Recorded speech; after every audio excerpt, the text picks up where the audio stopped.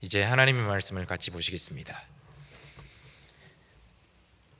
누가복음 22장 54절에서 62절까지의 말씀입니다.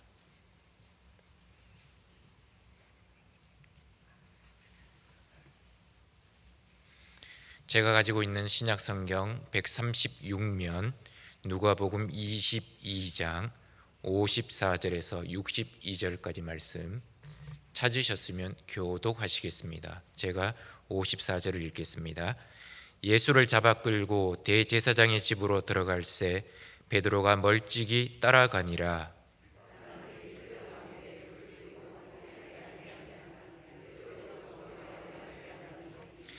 한 여종이 베드로의 불빛을 향하여 앉은 것을 보고 주목하여 이르되 이 사람도 그와 함께 있었느니라 하니,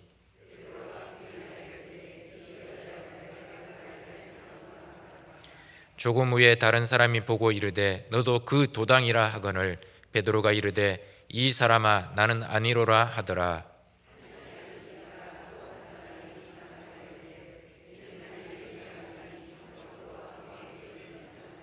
베드로가 이르되 이 사람아 나는 내가 하는 말을 알지 못하노라고 아직 말하고 있을 때에 닭이 곧 울더라.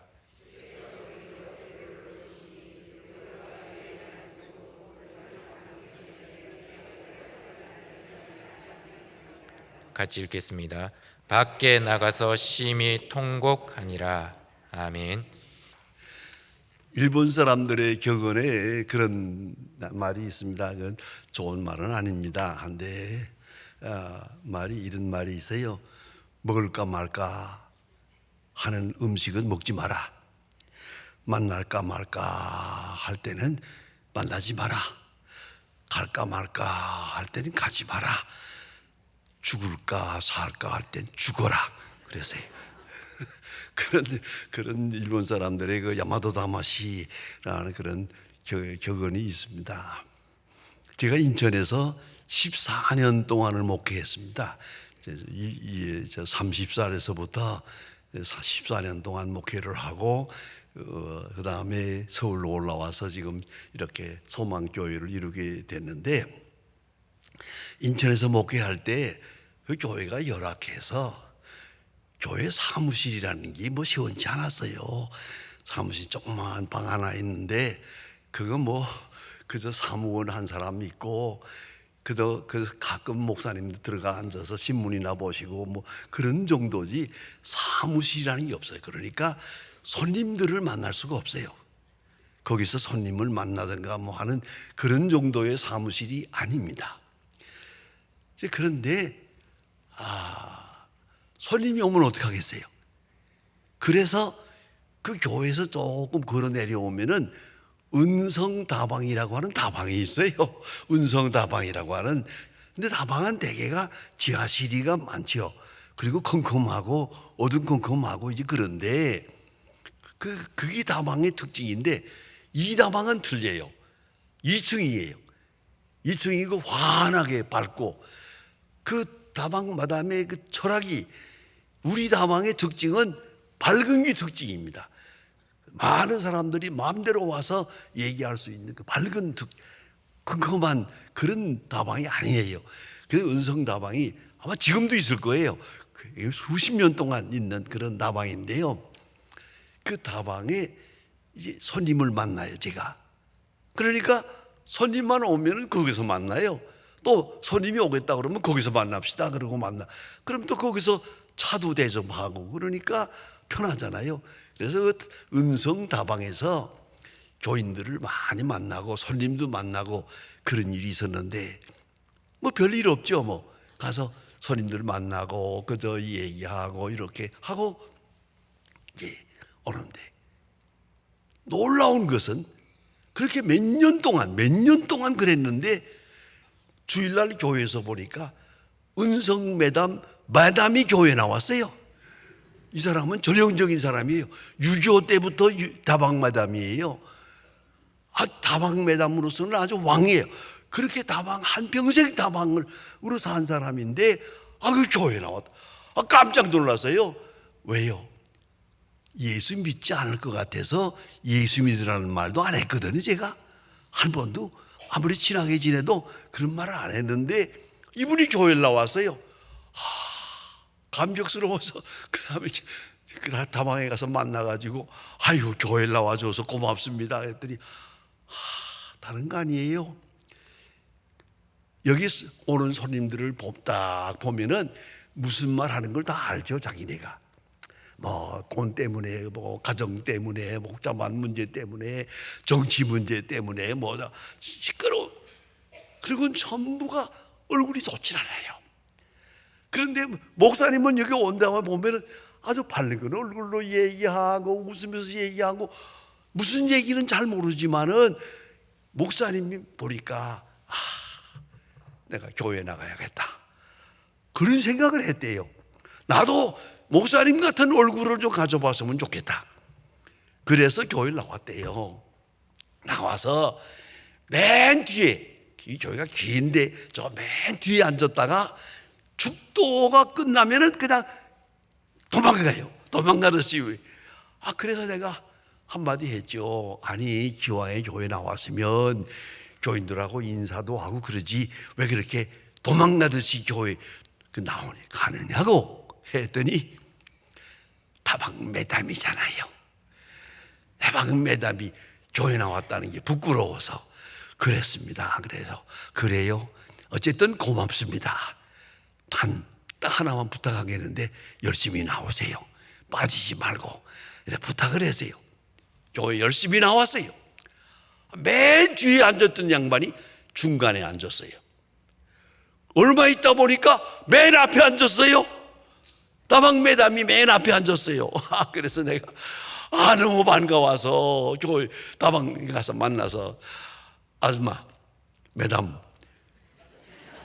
어떻게 이렇게 앞에 나와 앉았지? 하고 말했더니 한마디 귀한 말을 했어요. 뒤에 앉아서 들으면 목사님 말씀으로 듣고 가까이 가서 들으니까 하나님 말씀으로 들려. 귀한 얘기예요. 뒤에서 들으면 사람의 말로 들리고 가까이 가서 들으면 하나님 말씀으로 들린다. 내가 그분에게서 귀중한 진리를 배웠어요. 그 열심히 잘 나와서요. 그러다 보니까 교회에서 손님들을 대접하든가 뭐 잔치한다든가 하게 되면요, 이분이 나서가지고 차는 내가 끓입니다. 커피는 내가 만듭니다. 교회 봉사를 하잖아요.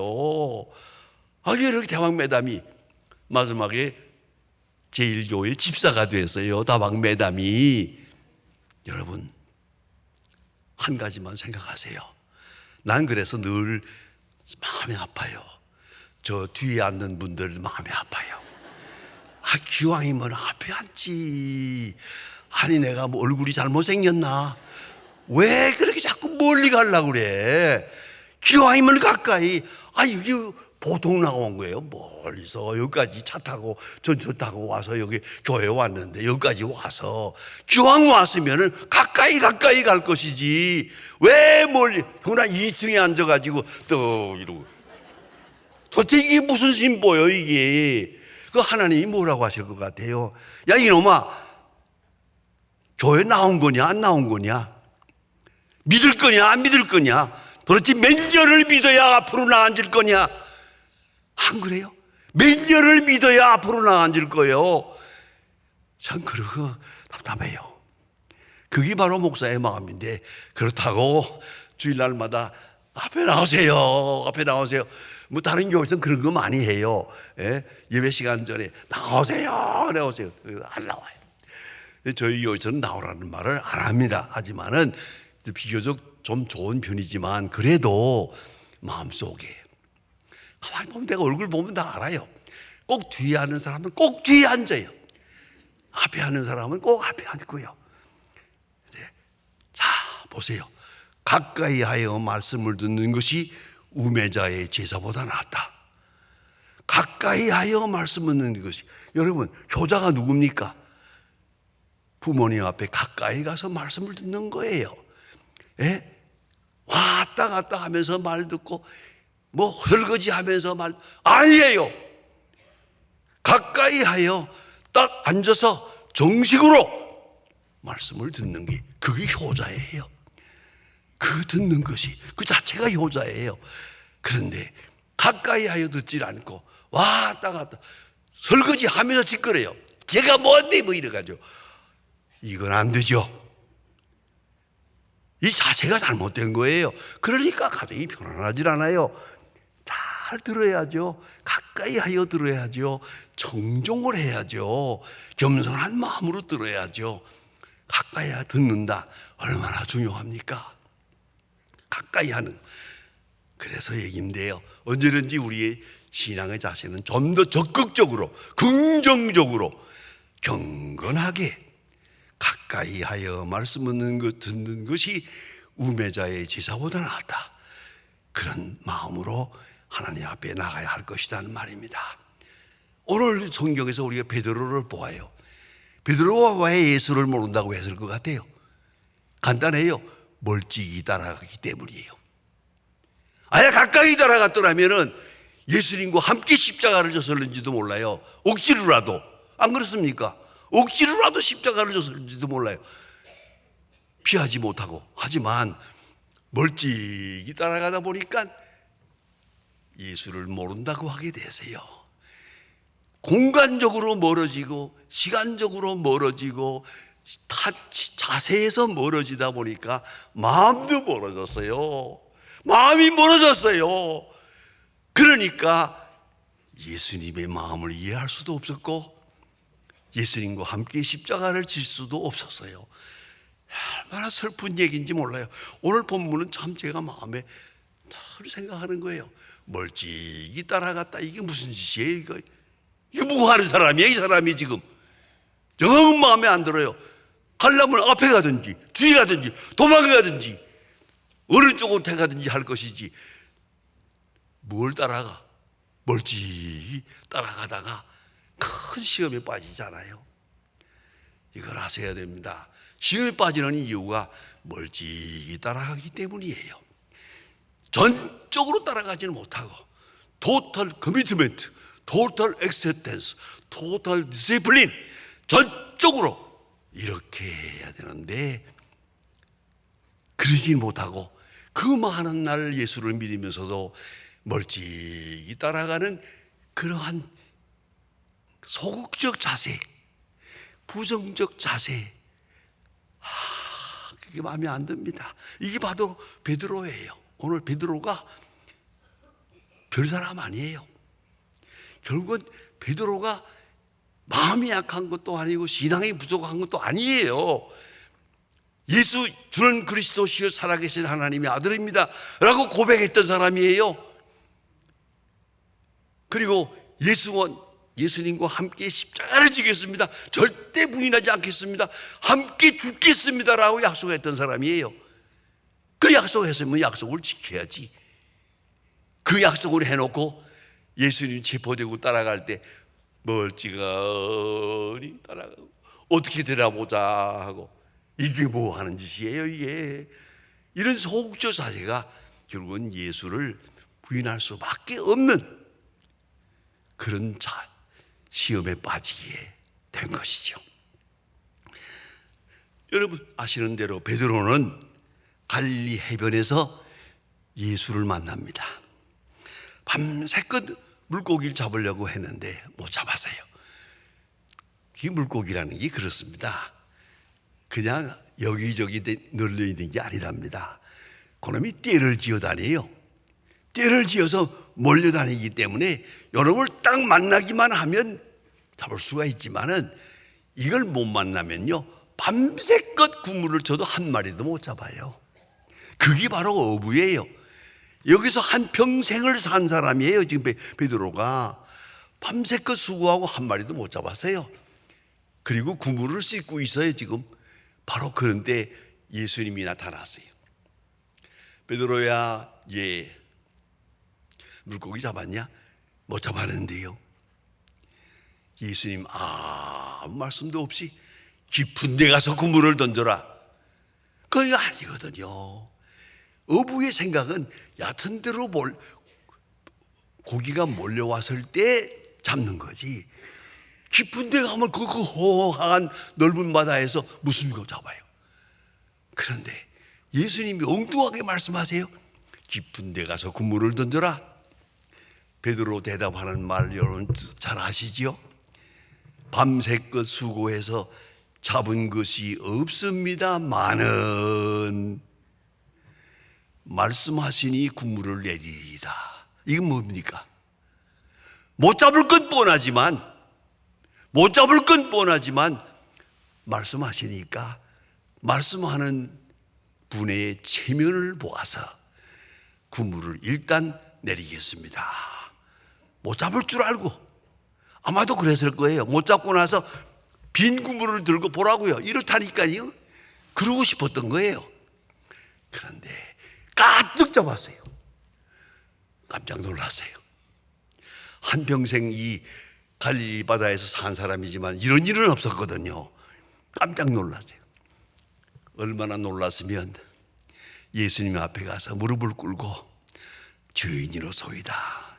의심한 죄, 불순종한 죄, 교만한 죄, 자기 집착에 빠진 죄 회개합니다. 나는 죄인이로소이다. 나를 떠나소서. 나는 예수님의 제자가 될 수가 없습니다. 예수님 아무 설명도 없이 나를 따르라. 사람 낚는 어부가 되어야 하리라. 의심도 많고 문제도 많아요. 질문도 많아요. 하지만 따라요. 일단 말씀도 하셨고 따르기도 하고. 그래서 베드로가 예수님의 제자가 됩니다. 예수님의 제자가 되어서 예수님을 따라다닐 때 얼마나 신바람 났을 것 같아요. 예수님이 병자를 고치지요, 장님의 눈을 뜨게 하지요, 죽은 자를 살리지요, 5,000명을 먹이지요, 바다 위로 건너가다가 아예 베드로가 빠지게 되니까 바로 일으키면서 이 적게 믿는 자여 어찌 의심하느냐. 예수님이 말씀하세요. 많은 경험 속에서 예수님의 위대함을 점점 더 발견. 예수님의 능력, 예수님의 왕권, 예수님의 권능을 딱 체험하면서 베드로의 마음속에 뭐 들었느냐? 예수님이 왕이 될 거다. 왕이 되면은 내가 수제자야. 내가 예수님 우편에 앉을 거야. 이런 생각을 합니다. 우쭐합니다. 굉장했죠. 그거는 다른 제자들이 막 질투할 정도로. 그런데 여러분 잘 아시지요? 너희들은 나를 누구라 하느냐? 예수님 말씀합니다. 주는 그리스도시요 살아계신 하나님의 아들입니다 하고 베드로가 고백을 하니까 예수님께서 칭찬하시면서, 그러나 그 칭찬 속에 묘한 비판이 있어요. 네가 안 것이 아니고 하나님의 영이 너를 그 고백을 하게 알게 한 것이니라 그래요. 네가 고백하는 게 아니고 하나님이 고백해 하신 것이다 라고 신비로운 말씀을 합니다. 그리고 나서 최고의 말씀입니다. 내가 천국 열쇠를 준다. 천국 열쇠를 네가 매면 매고 네가 열면 열리고 네가 기도하면 천당 가고 네가 구하면 사람은 구원을 받을 것이다. 아이고, 천국 열쇠를. 베드로가 얼마나 우쭐했겠어요. 얼마나 행복했겠어요. 얼마나 야 이제야말로 이 이스라엘의 영광이 오는 것이고 이스라엘 나라가 왕권을 차지할 것이고 예수님이 왕이 되면 내가 옆에 우편에 앉게 될 것이다 생각을 했죠. 아마 청운의 꿈을 꾸고 가슴이 부풀렀던 것 같아요. 바로 그 시간, 지체하지도 않고 바로 그 시간 예수님이 말씀합니다. 인자가 십자가를 지겠다. 십자가를 져야 하리라. 깜짝 놀라요. 아니, 예수님이 이 능력, 5,000명을 먹이는 능력, 죽은 자를 살리는 능력을 가지고 왜 십자가를 져? 말도 안 되는 거지. 그래서 베드로가 많이 하지 않습니까? 주여, 그런 일이 절대로 없을 겁니다. 거기는 세 가지 조건이 있어요. 내가 성경을 아는 대로 메시아의 나라가 올 것이니까 그런 일이 없을 겁니다. 또 한 가지는 지금 정치적인 상황이 예수님의 인기가 중철했습니다. 누가 감히 예수님을 십자가, 말도 안 됩니다. 그런 생각하지 마세요. 마지막 하나가 더 있죠. 내가 있지 않습니까? 어떻게 내가 있는데 예수님이 십자가를 진단 말입니까? 막 그랬던 것 같아요. 마녀 하니까 예수님 다 대담합니다. 사탄아 물러가라. 방금 천국 열쇠를 준다고 한 그 제자에게 확 돌아서서 사탄아 물러가라. 내 뒤로 너는 나를 넘어지게 하는 자로다. 사람의 뜻만 생각하고 하나님의 뜻을 생각하지 않는 자로다 책망하십니다. 사탄아 물러가라. 천국 열쇠를 가진 사람이 확 돌아서 사탄이 되어버리는 겁니다. 지금 이게 책망을 하셨습니다. 그리고 말씀하시기를 인자는 십자가를 져야 할 것이다. 나를 따라오려거든 자기 십자가를 지고 그리고 자기 십자가를 지고 나를 쫓으라. 그렇지 않고는 내 제자가 될 수가 없다. 예수님 말씀하십니다. 이렇게 말할 때 베드로가 그 이해가 될 리가 있나? 십자가에 대한 말씀이 하나도 이해가 안 돼요. 지금 부풀런 청문의 꿈 때문에, 그 정치적인 욕망 때문에, 역시 세속적인 욕망 때문에 예수님의 그 십자가에 대한 교훈이 하나도 귀에 들어오질 않습니다. 그러다가 예수님 잘 아시지 않습니까? 겟세마네 동산에 올라가십니다. 기도하러 올라가십니다. 십자가를 앞에 놓고 기도하러 올라가십니다. 그리고 내가 깨어 기도하라. 시험에 들지 않게 기도하라 말씀하십니다. 그러면 예수님에게 가까이 간 사람이라면 예수님과 같은 마음을 가져야 될 거 아니에요? 예수님이 기도하는 시간에 기도해야 될 거 아니에요? 예수님이 피땀을 흘려 기도하는 시간에 기도해야 그게 같은 마음이죠. 예수님은 기도하는데 제자들은 잤어요. 이게 마음에 안 들어요. 어떻게 그 시간에 잠을 잘 수가 있어요? 그게 자려고 해도 못 자지. 그게 말이 됩니까? 예수님이 십자가를 지는 시간, 피땀을 흘려 기도하는 시간에 어떻게 잠을 자요? 그래서 자다가 예수님 기도하다가 다시 오셔서 마음에는 원이로되 육신이 약하구나. 깨어 기도하라.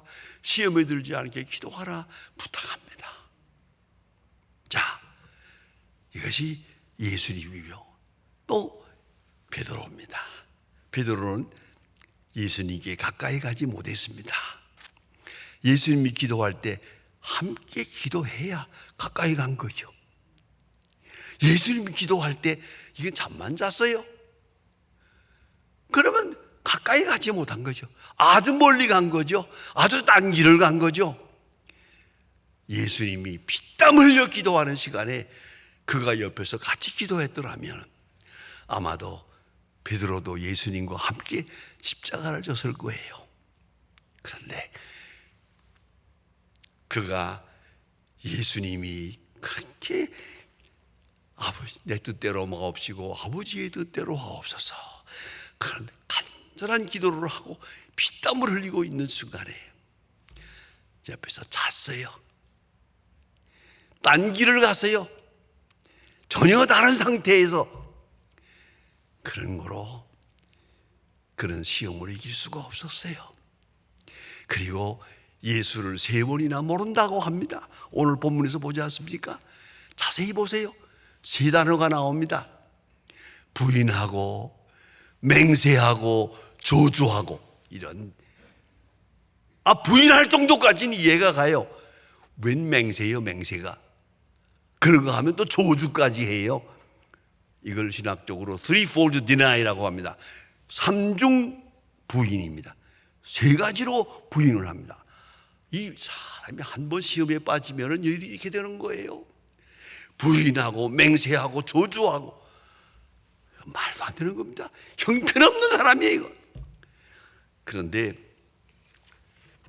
유명한 무디 선생님의 설교집에 나오는 얘기입니다. 그게 보면은 오늘 성경을 자세히 보면요, 그 심판을 받으실 때 베드로가 이렇게 부인하잖아요. 그때 예수님이 돌아보았대요. 성경에 돌아봤다는 말은 있어요. 이렇게 돌아보아요.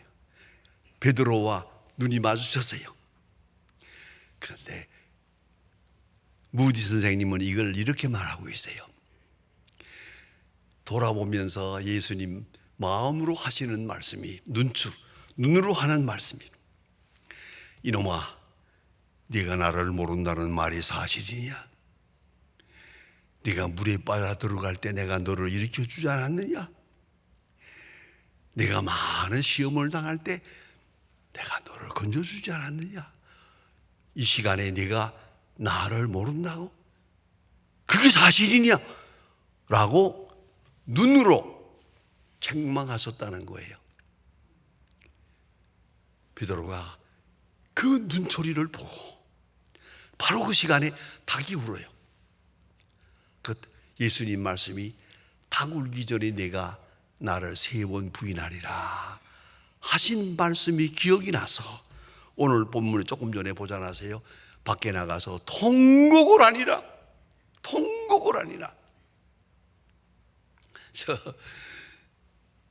잘 모르고 알 수도 없는 얘기입니다만은 우리 한국 교회에 보면 여기저기 교회가 있잖아요.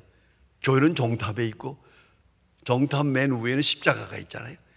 그래서 밤에 보면 빨간 십자가가 쫙 있잖아요. 한국 교회는 전부 교회 위에 십자가가 있어요. 그런데 구라파에 가서 특별히 독일 불란서 이쪽에 가서 시골에 가보면요, 종탑이 있죠. 종탑 맨 위에 닭 한 마리가 있어요. 수탉 한 마리가 거기 올라가 있어요. 이렇게. 그게 알고 싶었어요. 아무도 정확한 대답은 못해요. 저 종탑 위에 왜 닭이 온다? 그건 바로 이 시간 때문이에요. 닭 울면 말이야 베드로가 회개하게 됩니다. 그러니까 닭 우는 소리를 들을 때 주님의 음성을 들어야 돼요. 그리고 회개. 그래서 우리나라 많은 교회에는 종탑에 십자가가 있는데 구라파에서는 닭 한 마리, 수탉 한 마리가 거기 올라가 있어요. 여러 가지 암시적 의미가 거기에 있습니다. 여러분, 이걸 아셔야 됩니다. 왜 이랬을 것 같아요? 왜 예수를 모른다고 해야 됐어요? 할 수밖에 없었을까? 멀찍이 따라갔기 때문이에요. 기도가 없었기 때문이에요. 예수님과 마음이 함께 가지 못했어요. 기도해야 하는 시간에 기도하지 않았어요. 그런 거로 멀찍이 따라갈 수밖에 없었고 결국은 예수를 모른다고 하는 비참한 사람이 되고 맙니다. 그러나 여러분 잊지 마셔야 됩니다. 예수님 부활하신 후에 요한복음 21장에 보면은 갈릴리 바다에 나타나가지고 그 도망간 사람, 사실상 부끄러워서 이 예수님 부활하신 거 보았어요. 그러나 내가 예수의 제자라고 나설 수가 없잖아요. 좀 그럴 만큼은 양심이 있었던 것 같아요. 그래서 베드로가 하는 말입니다. 나는 물고기 잡으러 가노라. 그 말이 너무 처절해. 예수님의 수제자예요. 비록 예수를 모른다고 했지만은 예수님 부활하신 것을 만나보았어요. 어떻게 베드로가 그 말을 할 수 있습니까? 나는 물고기 잡으러 가노라. 기가 막혀요. 그 또 다른 제자들이 나도 갈래. 7 제자가 따라가요. 이런 멍청한 것들이 어디 있어요? 한심해요. 정말로 한심해요. 그러나 예수님께서 갈릴리 해변에 나타나가지고 저들이 밤새껏 수고해서 한 마리도 못 잡았어요. 그 제자들을 향해서 이리 와라, 조반 먹어라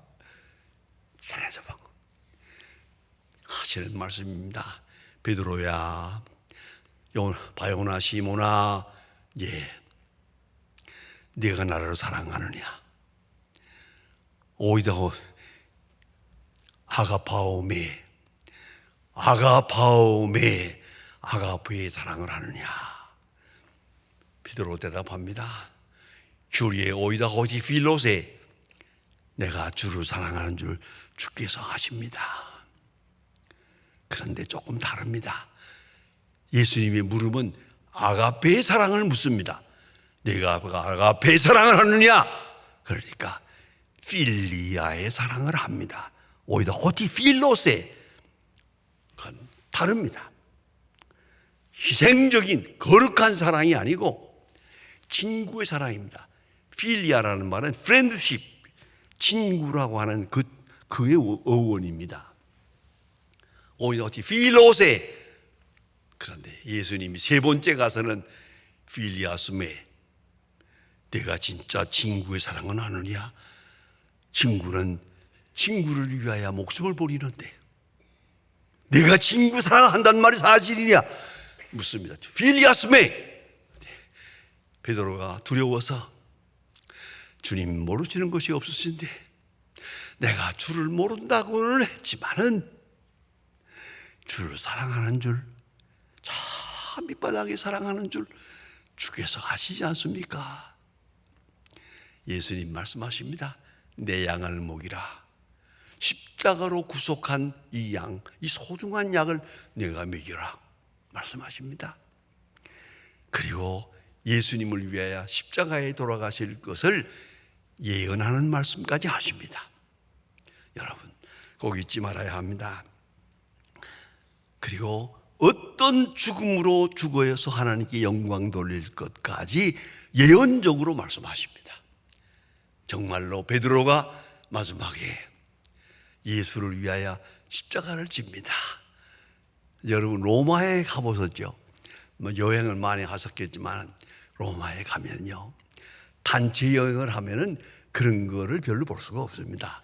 다 같이 중요한 데만 몇 곳만 다니고 마니까 저는 개인적으로 택시를 하나 세를 내 가지고 개인적으로 내가 원하는 것만 다 집어가면서 봅니다.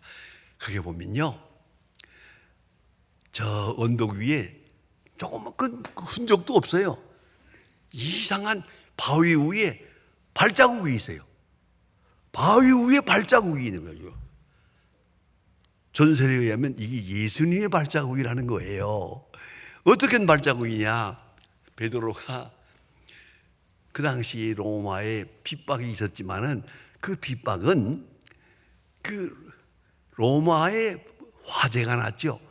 화재는 네로 황제가 낸 거거든요. 신도시를 만들기 위해서 해놓고는 일이 복잡해지니까 그리스도인들이 불냈다라고 뒤집어 씌워서 기독교인들을 핍박하게 됩니다.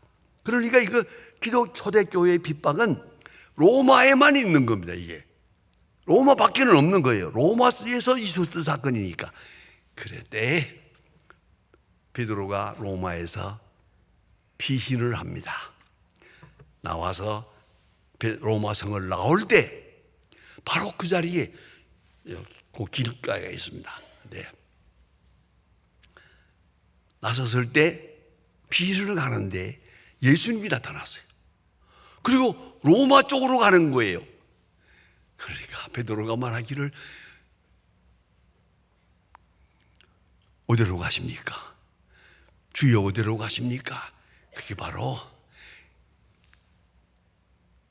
예수님께 질문하는 겁니다. 고바디스 도미네, 고바디스 도미네 라고 물었습니다. 했더니 예수님 말씀이, 내가 버리고 나온 로마로 가서 다시 십자가에 죽으련다. 베드로가 깜짝 놀라서 아니올시다, 제가 가겠습니다. 그리고 로마로 다시 들어가서 거꾸로 십자가에 못 박혀 죽었습니다. 그게 베드로의 순교입니다. 마지막은 이렇게 아름답게 이루어져서 거룩한 역사가 이루어집니다. 여러분, 그렇게 예수님의 마음을 이해하지 못하고 예수님을 부인하고 멀리 간 제자인데도 예수님께서는 마다하지 않고 끝까지 갈릴리 바다까지 따라가서 네가 나를 사랑하느냐, 내 양을 먹이라 말씀하십니다.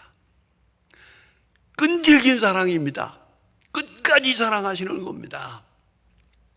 여러분, 우리가 주님을 따르되 멀찍이 따라가는 그런 비겁한 제자가 되지 말고 좀 더 가까이, 물리적으로도 가까이, 공간적으로도 가까이, 심리적으로도 가까이, 영적으로도 가까이, 좀 더 가까이.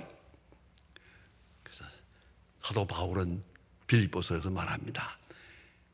부활의 권능과 그 능력을 알려하여 그리스도의 십자가의 죽으심을 본받아 어찌하든지 부활에 이르려 한다. 사도 바울의 신비로운 얘기입니다. 그리스도의 십자가를 본받으려고 했습니다. 가까이. 여러분, 멀찍이 따라가다가 시험에 빠지는 사람이 되지 말고 가까이 가면서 예수님의 그 큰 능력을 몸소 모든 사건에서 체험하는, 그리고 하나님께 영광을 돌리는 하나님의 사람들 될 수 있기를 바랍니다. 기도하십시다.